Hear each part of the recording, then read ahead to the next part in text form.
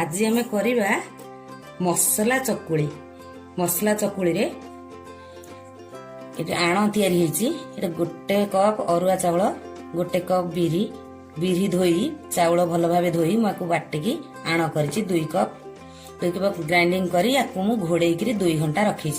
आलू मु 3टा छोट छोट आलू सिझे लुण हलदी पकई सिझे रखी। मटर गोटे कप सी लुण हलदी पड़ी सिझी भल भाव सिझी सिझेबे भल भाव सिझी।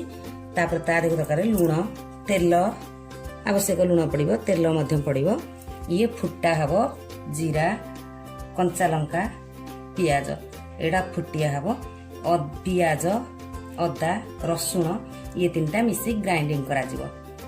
तापरे एडा चाट मसला तादरे मध्य लागिवो। एबे हमें से दुएरे लुणटा पकई गोळेई दवा भल से गोळेई दवा लुणटा को मिसई दवा आदरे भल कि। एबे हमें एटा को ग्राइंडिंग करबा अदा रसुण मध्य पियाज ये 3टा जाक ग्राइंडिंग करबा। एटा हमें पूरा चिक्कण करबा नै टिके खदरा रखिले भल हबो। देखंतु एटा को मु खदड़ा करी बाटिची पूरा प्लेन करी नै एटा खदरा रे बाटिची। वर्तमान हमें मसला पेंगी आलूटा को पकेबा मसला तैयारी करबा। आलू मटर लुण पड़ी किछि सिझी थिला आउ आवश्यक टिके लुण पकेबा। मसलाटा मध्य चाट मसलाटा पकेबा ताकू चकटी दवा एमती चकटी दवा भल से टिके मिसी हेले भल हबो। एबे आलूटा मु चकटी देली एबे खाली एटा कसा हबो मसलाटा। करेटा गरम हो गेलानी 2 चम्मच तेल पकई दवा। गरम हो गेला जीराटा पकई दवा।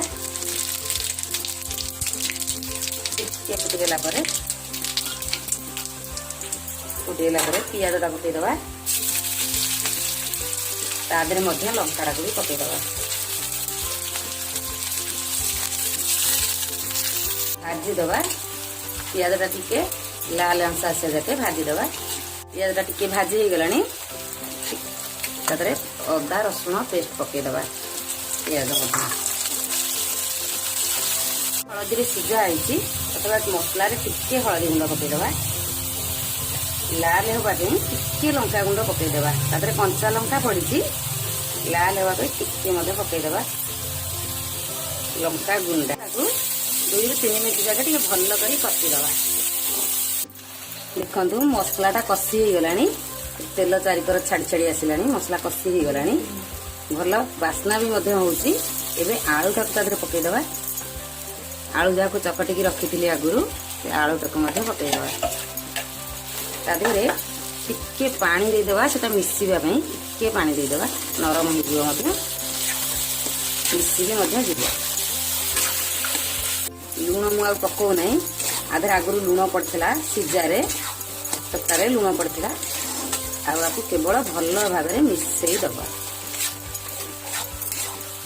देखो मसलाटा भल भाव में मिसीगला एबे हो गलानी टोटाल मिसीगला मसलाटा। देखो एटा एबे बाउल को काढ़ी देबा।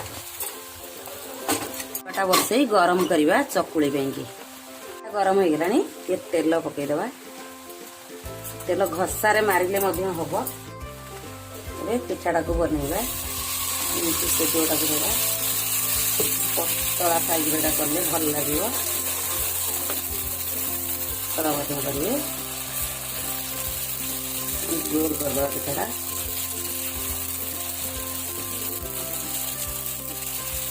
एबे आलू मसलाटा को देई देबा ता दिहरे एमती गोटे साइड रे देले भी चलिबो भल हबनी। एटा केमती नौटिबा भांगी दबा एमती नौटा हबनी एटा एमती भंगा हबो। एटा सब बेले आंचटा को पूरा सेम रखिबे एटा सिझिबो भल भाव में। टिके तेल मारदबा तेलटा मारी टिके आ सेकिदबा उल्टेकी तेलटा मारिले टेस्टी लगे न मारिले चलो। एबे हो गलानी पिठाटा एमती हो गले पिठा को काढ़ीदबा। ଏବେ ମୁଁ କାଢି ଦଉଛି। ଦେଖନ୍ତୁ ପିଠାଟି କେତେ ସୁନ୍ଦର ହେଇଛି। ଏବେ ପିଠା ବନେଇ ଦେଇଛି, କେତେ ସୁନ୍ଦର ହେଇଛି ଦେଖନ୍ତୁ, କେତେ ସଫ୍ଟ ମଧ୍ୟ ହେଇଛି। ୟାକୁ ଏମିତି ଖାଲିରେ ମଧ୍ୟ ଖାଇପାରିବେ। ଏଇଟା ନିଶ୍ଚୟ କରି ଖାଆନ୍ତୁ। ଏଇଟା କେମିତି ଲାଗିଲା କମେଣ୍ଟରେ ଜଣାନ୍ତୁ। ଯଦି ଆପଣଙ୍କୁ ମୋ ପିଠା ଭଲ ଲାଗିଲା ତାହେଲେ वीडियो को लाइक करंतु, आम चैनल को सब्सक्राइब करंतु।